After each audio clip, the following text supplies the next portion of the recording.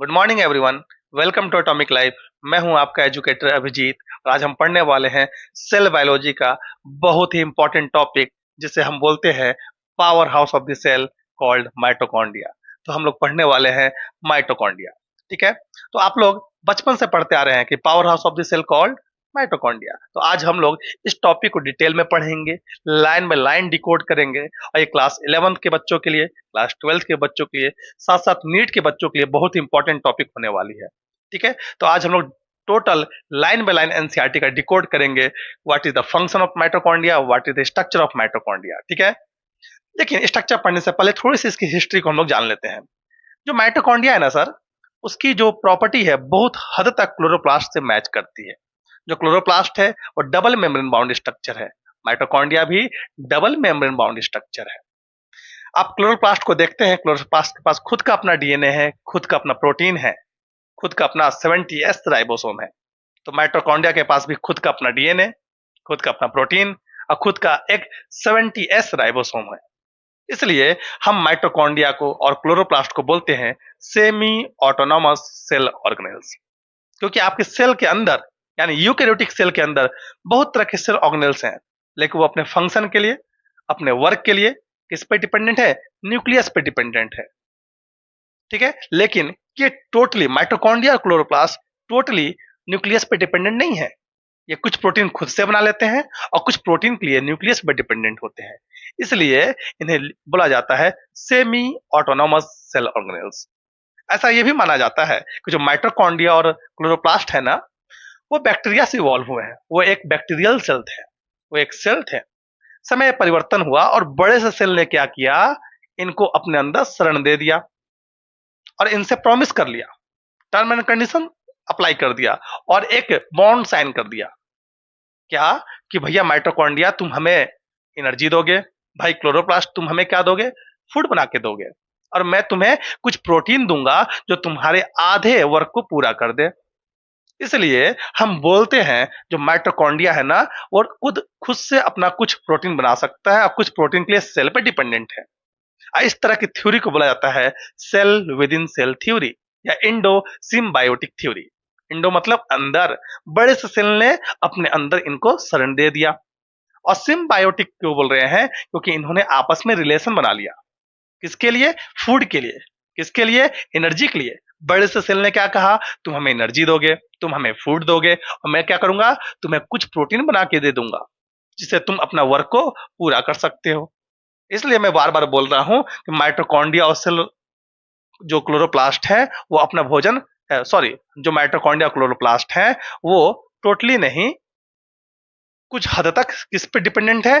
Nucleus पे dependent है, protein के लिए डिपेंडेंट है। इसलिए इन्हें बोला जाता है semi autonomous cell organelles.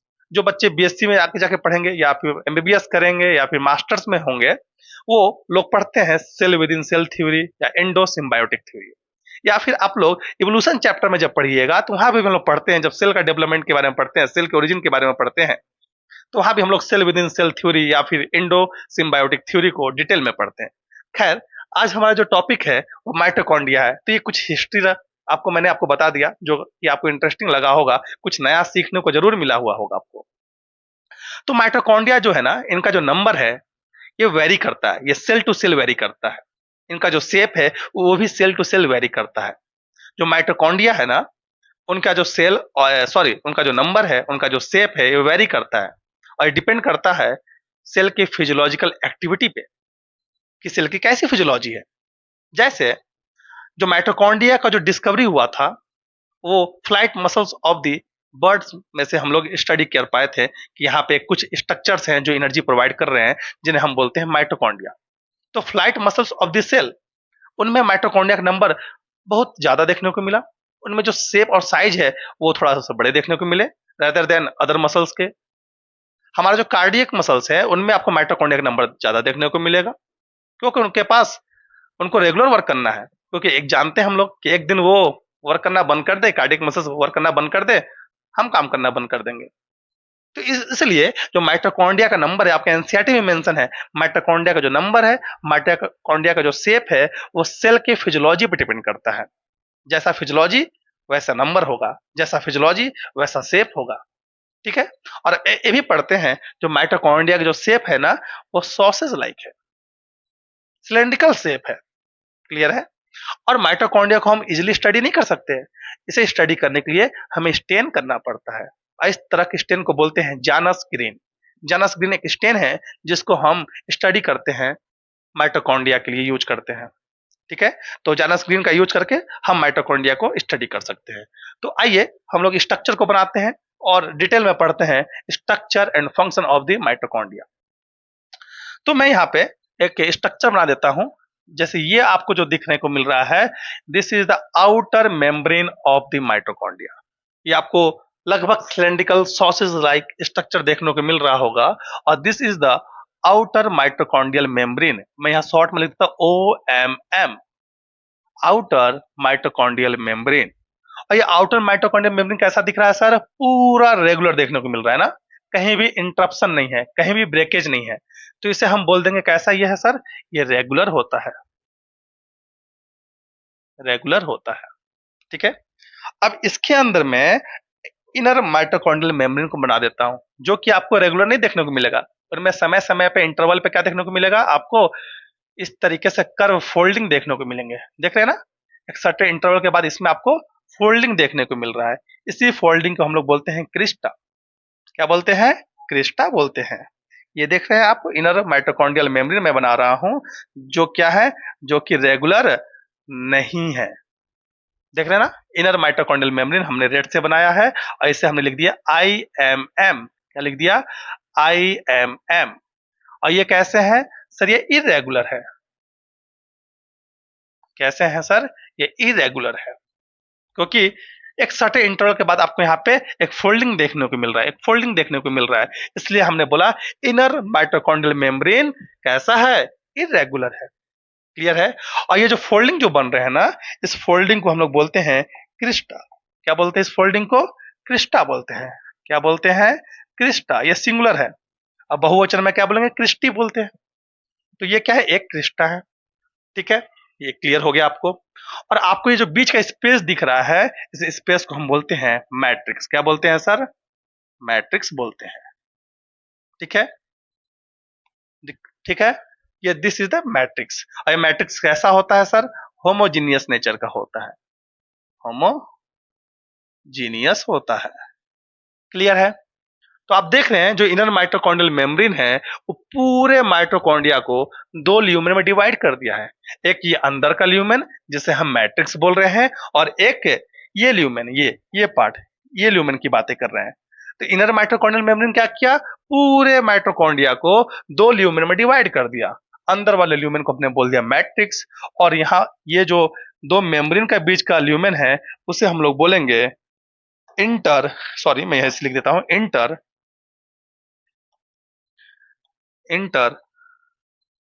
Membranes space. ऐसा क्यों बोल रहे हैं? इंटर मतलब बीच में, मेम्ब्रेनस दो मेम्ब्रेन के बीच का स्पेस है, दो मेम्ब्रेन के बीच का ल्यूमेन है, इसलिए इसे बोले इंटर मेम्ब्रेनस स्पेस। क्लियर है। ठीक है। तो हमने पढ़ा क्या कि आउटर माइटोकॉन्ड्रियल मेम्ब्रेन है, इनर माइटोकॉन्ड्रियल मेम्ब्रेन है, और इनर माइटोकॉन्ड्रियल मेम्ब्रेन पर जो ये फोल्डिंग देखने को मिल रहे हैं, इसी फोल्डिंग को हम लोग क्या बोले? क्रिस्टा बोल रहे हैं। और अंदर का जो स्पेस बच गया उसे हम लोग बोले मैट्रिक्स, जो कि होमोजीनियस नेचर का होता है। और दो मेम्ब्रेन के बीच का जो स्पेस है, जो ल्यूमेन है, उसे बोले इंटर मेम्ब्रेनस स्पेस। क्लियर है। अब हम लोग आगे बढ़ते हैं। जो आउटर माइटोकॉन्ड्रियल मेम्ब्रेन होता है ना, वो परमिएबल होता है। क्यों परमिएबल होता है? क्योंकि इसके पास यहाँ पे कुछ पोरिन्स प्रोटीन प्रेजेंट होते हैं, एक्वापोरिन्स प्रेजेंट होते हैं। क्या बोलते हैं इसे? एक्वापोरिन्स प्रेजेंट होते हैं। इसलिए जो आउटर माइटोकॉन्ड्रियल मेम्ब्रेन है, वो क्या है? मोर परमिएबल है। कैसे है? मोर परमिएबल होते हैं। कैसे हैं? मोर परमिएबल है as compare to inner mitochondrial membrane. आप देख रहे हैं इनर माइटोकॉन्ड्रियल मेम्ब्रेन के पास क्या है? क्रिस्टा है। तो क्रिस्टा करता क्या है? आप देख रहे हैं क्रिस्टा फिंगर लाइक प्रोजेक्शन है, और हमने आपको डाइजेशन में भी पढ़ाया था कि फिंगर लाइक प्रोजेक्शन करते क्या है? सरफेस एरिया को बढ़ा देते हैं। तो वहां पे सरफेस एरिया बढ़ने से क्या हो रहा था? एब्जॉर्प्शन बहुत ज्यादा हो रहा था। तो यहाँ पे भी सरफेस एरिया बढ़ रहा है, मतलब यहाँ पे भी कुछ इंपॉर्टेंट फंक्शन होने वाला है, क्योंकि भगवान यूं ही नहीं क्रिस्टा बना दिया है। तो ये देखें क्रिस्टा क्या करेगा सर, क्रिस्टा सरफेस एरिया को बढ़ा देता है, सरफेस एरिया को क्या करेगा, इंक्रीज कर दे। इंक्रीज का साइन ऐसे लगा दिया मैंने, सरफेस एरिया को क्या कर देगा, इंक्रीज कर देगा। ठीक है, और इंक्रीज क्यों करेगा, क्योंकि इसी क्रिस्टा के ऊपर ना, इसी क्रिस्टा के ऊपर आपको कुछ पार्टिकल्स देखने को मिलेंगे, ऐसे पार्टिकल्स आपको देखने को मिलेंगे, ऐसे पार्टिकल्स आपको देखने को मिलेंगे। और ऐसे पार्टिकल्स को हम लोग बोलते हैं, ऐसे पार्टिकल्स को हम लोग बोलते हैं एफ नॉट F1 पार्टिकल। ठीक है, एफ नॉट F1 पार्टिकल, या फिर इसे हम लोग बोलते हैं ऑक्जीसोम्स, ऑक्जीसोम्स। ये ऑक्जीसोम्स करते क्या है सर, ये हेल्प करते हैं, किस में हेल्प करते हैं, एटीपी प्रोडक्शन में, एटीपी प्रोडक्शन में हेल्प करते हैं। किस में हेल्प करते हैं, एटीपी प्रोडक्शन में हेल्प करते हैं। क्लियर है, तो जितना ज्यादा क्रिस्टा प्रेजेंट होगा उतना ज्यादा सरफेस एरिया होगा, और जितना ज्यादा सरफेस एरिया होगा उतने ज्यादा F1 F not F1 particles होंगे, यानी ऑक्जीसोम्स होंगे, और जितने ज्यादा ऑक्जीसोम्स होंगे उतना ज्यादा एटीपी का प्रोडक्शन होगा। और एटीपी का प्रोडक्शन कैसे होता है, ये टॉपिक हमें कहाँ पढ़ना है, ये टॉपिक मैं आपको पढ़ाऊंगा फोटोसिंथेसिस वाले चैप्टर में। क्लियर है, इसके अलावा आप देखेंगे जो इनर माइटोकॉन्ड्रियल मेम्ब्रेन है उसमें कुछ सर्टेन एंजाइम्स होते हैं, और वो सर्टेन एंजाइम्स करते क्या है सर, ईटीएस में हेल्प करते हैं। तो इनर माइटोकॉन्ड्रियल मेम्ब्रेन किस में हेल्प करेगा सर, इलेक्ट्रॉन ट्रांसपोर्ट चेन में हेल्प करता है, क्रेब्स साइकिल में हेल्प करता है, किसमें, क्रेब्स साइकिल में हेल्प करता है। या फिर एक साथ हम लोग लिख सकते हैं, inner mitochondrial membrane help in aerobic respiration, किसमें, एरोबिक रिस्पिरेशन में हेल्प करता है। क्लियर है, डाउट है, क्लियर है। तो इनर माइटोकॉन्ड्रियल मेम्ब्रेन देख रहे हैं, इरेगुलर है, इनमें इस फोल्डिंग को बोल रहे हैं क्रिस्टा, और क्रिस्टा ने क्या किया, सरफेस एरिया को बढ़ा दिया, और सरफेस एरिया बढ़ने से क्या हुआ कि मोर number of F not F1 particles देखने को मिलेंगे, और ये एफ नॉट F1 पार्टिकल्स क्या करेंगे सर, एटीपी प्रोडक्शन में हेल्प करेंगे। इनर माइटोकॉन्ड्रियल मेम्ब्रेन के पास कुछ अपने एंजाइम्स होते हैं, वो किस में हेल्प करेंगे, एरोबिक रिस्पिरेशन में हेल्प करेंगे। कैसे हेल्प करते हैं, ये पढ़ना है आपको फोटोसिंथेसिस में, ये पढ़ना है आपको सॉरी रिस्पिरेशन चैप्टर में। क्लियर है, क्लियर है, क्लियर है। अब मैंने बताया क्या कि माइटोकॉन्ड्रिया के पास भी अपना खुद का डीएनए प्रेजेंट होता है, सेम कैसा, बैक्टीरिया ऐसा। तो इसके पास भी सिंगल सर्कुलर डीएनए प्रेजेंट होगा, कैसा, double standard single circular DNA present होगा। ठीक है, अब भाई इसके पास डीएनए है, कैसा है, डबल स्टैंडर्ड डीएनए प्रेजेंट है। भाई इसके पास खुद का जब अपना डीएनए प्रेजेंट है तो खुद का अपना क्या प्रेजेंट होगा, एमआरएनए भी प्रेजेंट होगा। क्या प्रेजेंट होगा सर, एमआरएनए भी प्रेजेंट होगा। और जब खुद का अपना एमआरएनए प्रेजेंट है, खुद का अपना डीएनए प्रेजेंट है, तो खुद का अपना प्रोटीन भी बना सकता है। खुद का अपना क्या बना सकता है सर, प्रोटीन बना सकता है। तो प्रोटीन को हम ऐसे दिखा देते हैं, खुद का अपना प्रोटीन बना सकता है, खुद का अपना प्रोटीन बना सकता है। और हम जानते हैं प्रोटीन बनाने के लिए क्या चाहिए सर, राइबोसोम चाहिए, और राइबोसोम क्या करेगा, एमआरएनए को रीड करेगा और एक प्रोटीन का फॉर्मेशन कर लेगा। तो मतलब इसके पास खुद का अपना राइबोसोम है which help in A protein synthesis. तो खुद का अपना राइबोसोम प्रेजेंट होगा, खुद का अपना राइबोसोम प्रेजेंट होगा। और कैसा राइबोसोम प्रेजेंट होगा सर, बैक्टीरियल सेल में कैसा प्रेजेंट रहता था, 70S टाइप। तो इसके पास भी 70S टाइप राइबोसोम प्रेजेंट होगा। क्लियर है, डाउट है। इसलिए हम माइटोकॉन्ड्रिया को बोलते हैं semi autonomous cell organelles, cell organelles. ठीक है, सेमी ऑटोनोमस सेल ऑर्गेनेल्स। ठीक है, आप जानते हैं कि बैक्टीरिया भी अपने आप को बाइनरी फ्यूजन के द्वारा क्या करता है, डिवाइड करता है। तो माइटोकॉन्ड्रिया भी अपने आप को बाइनरी फ्यूजन के द्वारा क्या करेगा, डिवाइड कर लेगा। जब इसे आवश्यकता पड़ेगा कि हमें सेल में अपना नंबर बढ़ाना है, क्योंकि सेल में एटीपी का कंजप्शन ज्यादा हो रहा है, तो एटीपी प्रोड्यूस ज्यादा करना पड़ेगा, तो ये बाइनरी फ्यूजन करेगा और अपना नंबर क्या कर लेगा, बढ़ा लेगा। ठीक है, this is the all about the mitochondria. ठीक है, हम लोग अब लाइन बाय लाइन एनसीईआरटी को पढ़ लेते हैं और समझते हैं। क्या मैंने आपको सब कुछ पढ़ाया? आपको यहाँ दिख रहा होगा, आपको यहाँ दिख रहा होगा, एक मिनट, कि माइटोकॉन्ड्रिया क्या है। माइटोकॉन्ड्रिया इज, अनलेस माइटोकॉन्ड्रिया को स्टडी कब कर पाएंगे, जब हम उसे स्टेन कर ले। क्या कर ले? स्टेन कर ले। और किस तरह से स्टेन करेंगे? कौन सा स्टेन का स्टेन करेंगे? जानस ग्रीन, जानस ग्रीन, जानस ग्रीन। जानस ग्रीन एक ऐसा स्टेन है जिसका यूज करते हैं हम लोग माइटोकॉन्ड्रिया को स्टडी करने के लिए। और एक ऐसा स्टेन है, बेसिक स्टेन है। कैसा स्टेन है? बेसिक डाई है या फिर बेसिक स्टेन है। ठीक है, इसके अलावा आप देख रहे हैं कि जो माइटोकॉन्ड्रिया का जो नंबर है ना, ये वेरी कर रहा है। कैसे वेरी कर रहा है? और डिपेंड कर रहा है physiological activity of the cell. ठीक है, इसलिए इनका जो नंबर है, इनका जो शेप है, वो डिपेंड अलग अलग सेल में अलग अलग टाइप के हैं।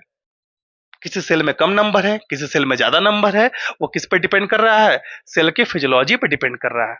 यहाँ पे आपको इसका नंबर दिया गया है, डायमीटर दिया गया है। डायमीटर कितने हैं, लेंथ कितना है, ये आपको स्टडी कर लेना है, याद कर लेना है, रट लेना है, आप समझिए जो भी। यहाँ पे आपको देख रहे हैं पूरा डीएनए का स्ट्रक्चर, सॉरी, पूरा माइटोकॉन्ड्रिया का स्ट्रक्चर आपको दिखाया गया है। देख रहे हैं, each mitochondria is double membrane bound structure. कैसा है? डबल मेम्ब्रेन बाउंड स्ट्रक्चर है। कैसा है? डबल मेम्ब्रेन बाउंड स्ट्रक्चर है। हमने बताया था आपको माइटोकॉन्ड्रिया कैसा है, डबल मेम्ब्रेन बाउंड स्ट्रक्चर है। आउटर वाले को आउटर मेम्ब्रेन बोलेंगे, इनर वाले को इनर मेम्ब्रेन बोलेंगे। और इनर मेम्ब्रेन कर क्या रहा था सर? इनर मेम्ब्रेन पूरे माइटोकॉन्ड्रिया के अंदर के स्पेस को दो ल्यूमेन में डिवाइड कर दिया था। अंदर वाले ल्यूमेन को हम लोग क्या बोल रहे थे? मैट्रिक्स बोल रहे थे, जो कि कैसा नेचर का था सर? जो कि होमोजीनियस नेचर का था। ठीक है, और जो दो मेम्ब्रेन के बीच में जो स्पेस बच रहा था, जो मेम्ब्रेन के बीच में ल्यूमेन बच रहा था, इसे हमने क्या बोला था?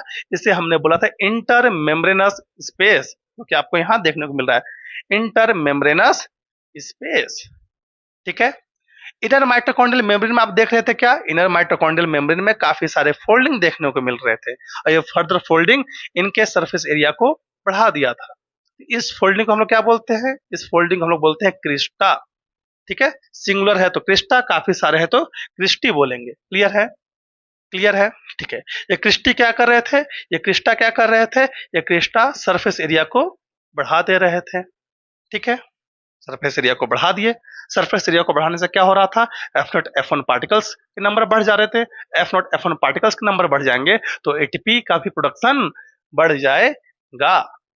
ये जो दोनों मेम्ब्रेन होते हैं ना, इनके पास खुद के अपने एंजाइम्स होते हैं। खुद के अपने क्या होते हैं? एंजाइम्स होते हैं।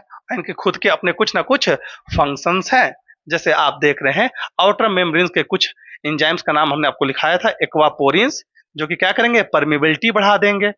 और इनर माइटोकॉन्ड्रियल मेम्ब्रेन पे काफी सारे एंजाइम्स है, जिसे बोलते हैं एटीपी सिंथेटेज, जो कि इलेक्ट्रॉन ट्रांसपोर्ट सिस्टम में हेल्प करेंगे, जो कि रिस्पिरेशन में, यानी एरोबिक रिस्पिरेशन में हेल्प करेंगे। आपको लिखा हुआ है कि mitochondria are the site of aerobic respiration. They produce cellular energy in the form of ATP. ये क्या जनरेट करते हैं? एटीपी जनरेट करते हैं। ठीक है, इसलिए हम इन्हें बोलते हैं power house of the cell. ठीक है, देख रहे हैं मैट्रिक्स में बताया गया, मैट्रिक्स के पास खुद का अपना क्या होता है सर? डीएनए प्रेजेंट होता है। कैसा डीएनए है? सिंगल सर्कुलर डीएनए प्रेजेंट होता है। डीएनए प्रेजेंट है तो इनके पास खुद का अपना आरएनए प्रेजेंट होगा, खुद का अपना राइबोसोम प्रेजेंट होगा। और राइबोसोम कैसा प्रेजेंट है? Same as bacteria, 70S type of ribosome present है। और लास्टली आपको क्या लिखाया गया है कि माइटोकॉन्ड्रिया अपने आप को बाइनरी फ्यूजन यानी फ्यूजन के द्वारा डिवाइड करता है। तो देख रहे हैं, हमने आपको जितना पढ़ाया यहाँ पे total detail line by line आपको मैंने डिकोड करके बता दिया है। अब तो हमें नहीं लगता कि किसी बच्चे को कोई डाउट होगा।